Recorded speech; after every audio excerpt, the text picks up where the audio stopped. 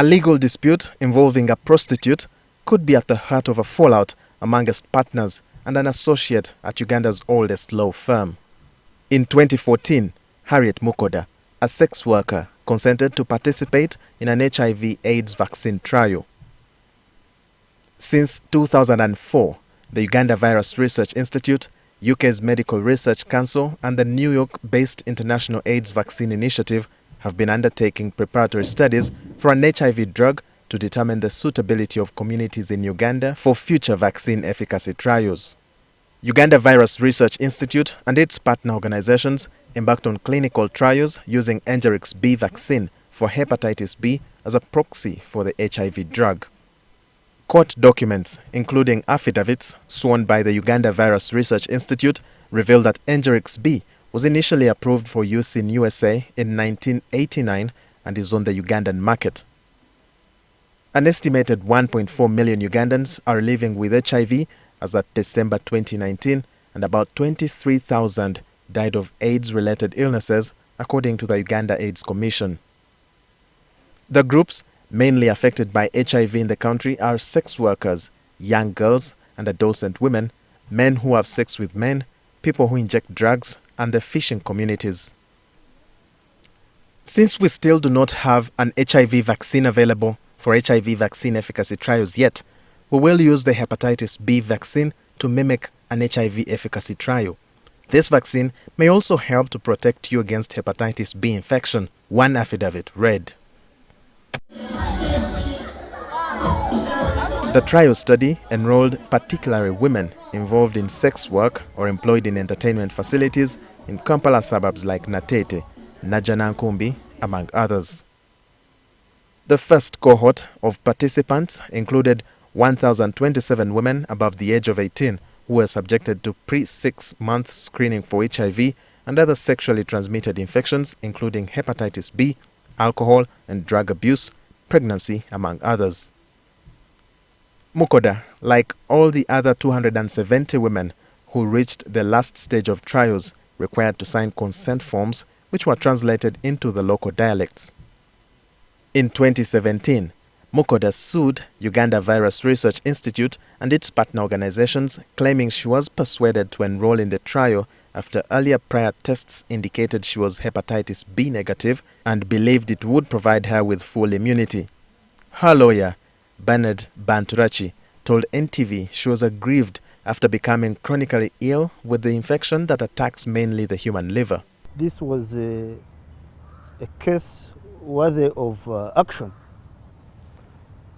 And it was novel by its nature because essentially it touched the conduct of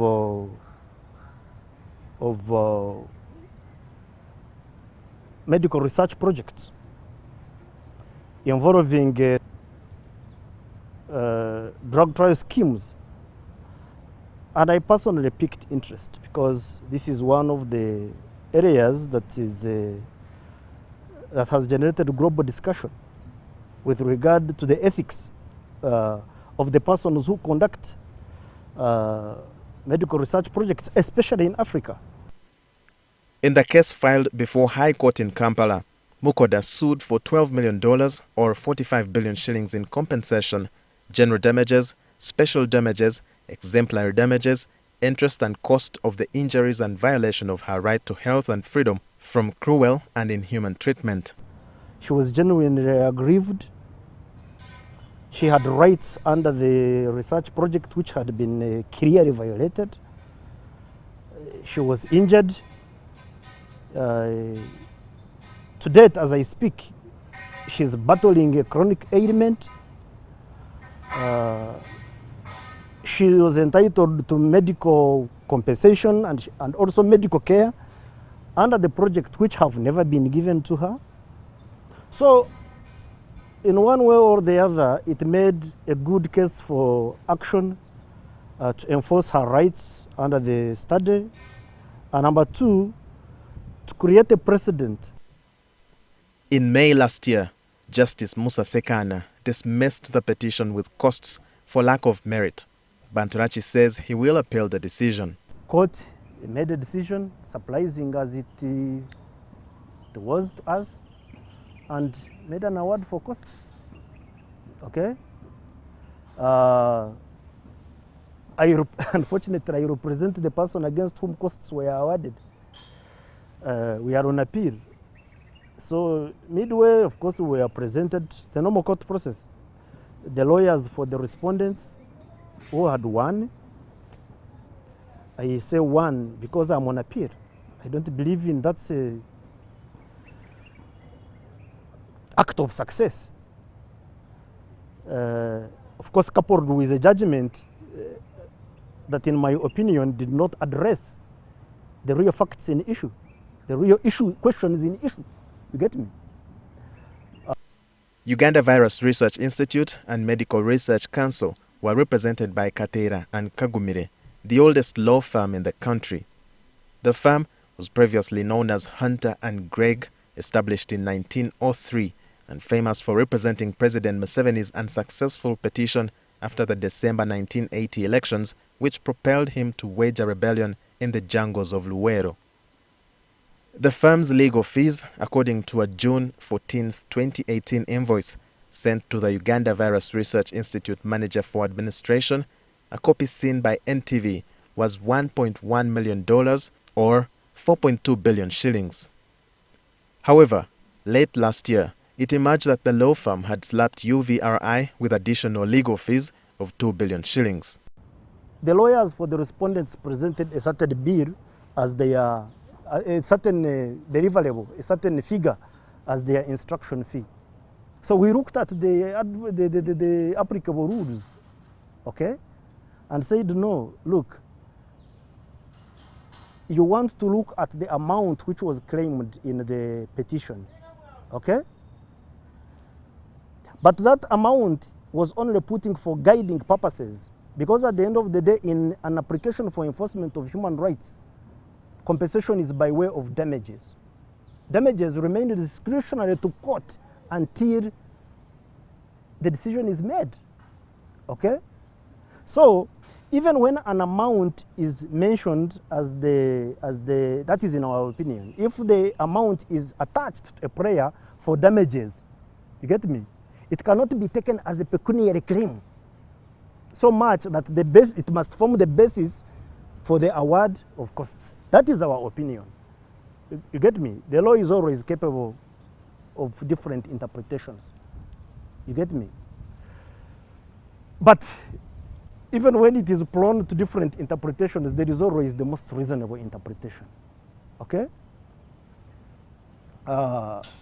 So we had a lot of back and forth about that figure.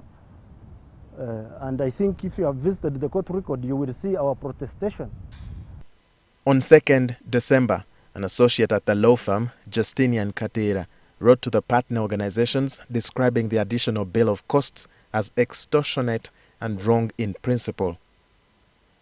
On 9th December last year, the law firm dismissed Kateera on grounds of acting contrary to the interests of the law firm and thereby endangering the relationship with clients.